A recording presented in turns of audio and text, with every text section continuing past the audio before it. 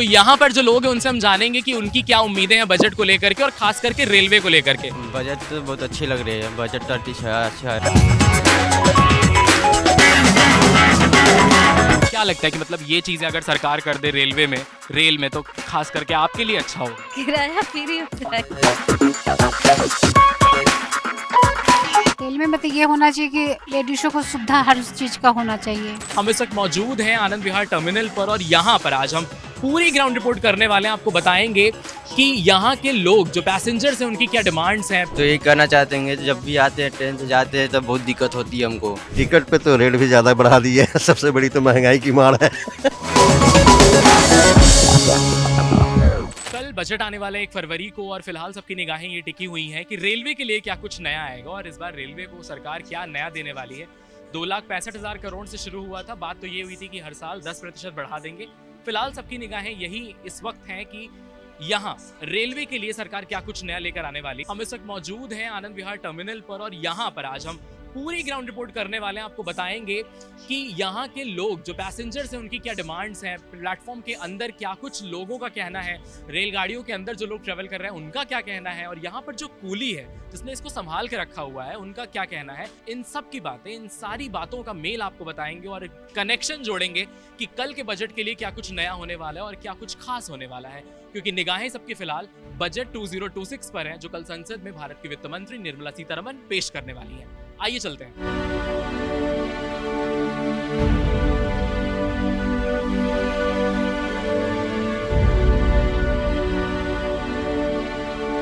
Railway में हम लोग का और बजट रखना चाहिए कि आम जनता को सुविधा हो। इससे भी अधिक ट्रेनों को और बढ़ाना चाहिए, लोग को सुविधा मिलना चाहिए। और सब रेलवे में थोड़ा सा जो ट्रेन का टिकट का महंगाई है उसमें भी कम होना चाहिए, ये सब सुविधा ही होना चाहिए। क्या लगता है कि मतलब ये चीजें अगर सरकार कर दे रेल में तो खास करके आपके लिए अच्छा होगा? किराया फ्री हो जाए। किराया फ्री हो हाँ हाँ। और कुछ आधा अच्छा सुविधा होना चाहिए। इसमें बिछाना उछाना का कमी है कि मिलेगा तकिया उकिया बिछाना उछाना, इसमें नहीं मिलेगा। नहीं तो वो करना चाहिए, वो भी देना चाहिए। वो तो कमी है, कोई का नहीं होगा तो वो कहाँ से ओढ़ेगा। कोई का पहले होगा सामान, कोई का नहीं होगा तो वो कहाँ से ले आएगी। और क्या लगता है कि इस महिलाओं के लिए और क्या करना चाहिए? महिलाएं के लिए कुछ और सुविधा करना चाहिए। कुछ आप टिकट लेके बैठी, आपको नीचे वाली सीट मिली ऊपर वाली? नहीं, नीचे वाला नहीं मिला है, ऊपर वाला मिला है। तब महिलाएं के लिए कुछ नीचा करना चाहिए महिलाएं के। आप बताइए क्या लगता है? इसमें महिला के लिए आरक्षण सीट रखना चाहिए। महिला के लिए हमेशा ऊपर सीट देता है। महिला को चढ़ने ओढ़ने में ठेहुना में बहुत दिक्कत है। ठेहुना में भी मेरा की दिक्कत है, तो हम कैसे चढ़ेंगे ऊपर वाले सीट पर। कुछ तो नीचा होना चाहिए न, कुछ तो सुविधा चाहिए न। मेरा को ठेहुन में ऑपरेशन है, दिक्कत है, तो हम कैसे चढ़ेंगे ऊपर वाले सीट पर।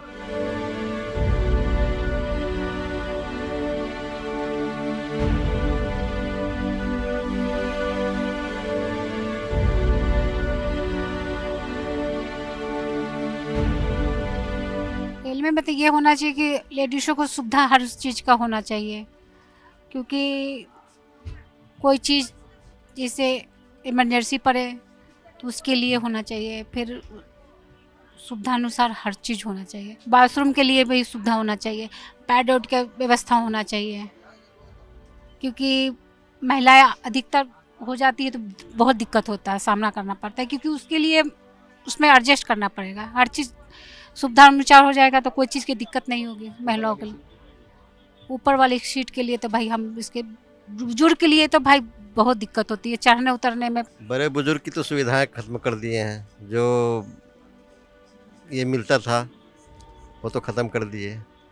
अब रही बात कि बड़े बुजुर्ग के लिए क्या करना है, रेलवे में जो सुविधा जो है साफ़ सफाई होनी चाहिए। और जो हमारी बहन जो बोल चुकी है कि यहाँ लेटरिन बाथरूम की जो है ज़्यादा ही परेशानी होता है, फिर पानी की दिक्कत भी हो जाता है। मैं अक्सर करके ट्रेनों में देखते रहता हूँ, तो इस वजह से जो है पानी की सुविधा होना चाहिए, लेटरिन बाथरूम की सुविधा सही होनी चाहिए। और मतलब कि अब क्या चाहिए, जो सरकार का जो नियम है तो ये बताई हैं कि हाँ मतलब कि बड़े बुज़ुर्ग के लिए लोअर सीट तो बेहतर होता ही है। और जवान है तो खैर ऊपर चढ़ करके चले जाएंगे, कोई दिक्कत नहीं होगा। टिकट पे तो रेट भी ज़्यादा बढ़ा दिए है, सबसे बड़ी तो महंगाई की मार है सबसे ज़्यादा महंगाई की मार है। आरक्षण तो मिलना चाहिए लेडीज़ों को लिए, उसके लिए सुविधा सब सरकार ये तो बहुत गलत कर रहे हैं। तो बजट इस बार 1 फरवरी को आने वाला है हर बार की तरह, लेकिन इस बार लोगों की क्या उम्मीद है बजट को लेकर के, और खास करके रेलवे, क्योंकि रेलवे जो है वो एक लाइफलाइन है इकोनॉमी को लेकर के, भारत की इकोनॉमी के लिए भी। इस पर क्या कुछ लोगों का मानना है, आइए उनसे जानते हैं। आपको क्या लगता है कि इस बार जो बजट एलोकेशन होगा रेलवे के लिए, आपकी क्या एक्सपेक्टेशन है, कैसे देखते हैं? पहले के अपेक्षित तो अच्छा ही आएगा और मैं उम्मीद करता हूँ कि अच्छा ही रहेगा। और क्या कहना है, बाकी जो गेस्ट हैं जो हमारे और रेलवे के जितने भी पैसेंजर हैं, बहुत अच्छा बिहेवियर भी है। रेलवे का कर्मचारी जितने भी हैं सब लोग अच्छे हैं और मैं उम्मीद करता हूँ कि अच्छे रहेंगे। रेलवे को लेकर के बीते दिनों बहुत सारी वंदे भारत ट्रेनें और सरकार ने इतना कुछ चलाया हुआ है। अब एक आम नागरिक के तौर पे आप उसको कैसे देखते हैं कि आने वाले समय में क्या चुनौतियां हो सकती हैं और क्या कुछ नया करना चाहिए सरकार को? अभी जो हम देख रहे हैं, जितने भी हमने सफ़र किया है, जैसे बिहार से, पटना से वगैरह, यहाँ दिल्ली से जाते रहते हैं, हर स्टेशनों पे स्टेशन कर्मचारी वगैरह की बिहेवियर भी बहुत अच्छा लगा अभी के लेकर। इससे पहले थोड़ी नॉर्मल बिहेवियर था, उल्टी बातें करना। अब तो गाइड भी अच्छा मिलता है, प्लेटफॉर्म भी साफ़ सुथरा मिलता है, गाड़ियाँ भी साफ़ सुथरी रहती है। कल 1 फरवरी को बजट आने वाला है और रेलवे को लेकर के क्या उम्मीदें हैं, कैसे देखते हैं आप इसको? रेलवे को कैसे देखते हैं? रेलवे तो पहले से बेहतर काम कर रहा है और हमको लगता है आई थिंक 2 से 3 साल में पहले से और बेहतर हो जाएगा। इस मैटर में यही कह सकते हैं। पहले से बजट तो अभी तो हर चीज़ में कहीं कम भी हो रहा है, कहीं ज़्यादा भी लग रहा है, मगर जीएसटी जब से वो कम किए हैं तो बेहतर है पहले से, और यही बोलना चाहिए। अच्छा, रेलवे में जो टिकट वगैरह इस वक्त आप देखते हैं, फेयर वगैरह कैसे मैनेज हो गई है, और कहीं ना कहीं जो सुविधाएं मिल रही हैं लोगों को आजकल, उसके बारे में क्या कहेंगे? कि और आप बताइए कि आप तो मतलब ट्रैवल करते ही रहते होंगे, पहले अगर आप ट्रैवल करते थे तो क्या परेशानियां आती थी और अभी क्या है जो चीज़ें ऐसी नहीं हो रही हैं? देखिए, पहले हम लगभग 10 साल पहले भी यहाँ आए थे और मेरा चाचा का घर भी है यहाँ पे। तो पहले क्या था ना कि विक्रमशिला काफ़ी लेट होती थी मेरी बिहार की ट्रेन। अभी तो पहले से बेहतर है, अभी भी लेट होती है मगर थोड़ा सा कुआसा के कारण। तो पहले से तो बेहतर है अभी पूरा सिस्टम, कहीं कोई दिक्कत नहीं है।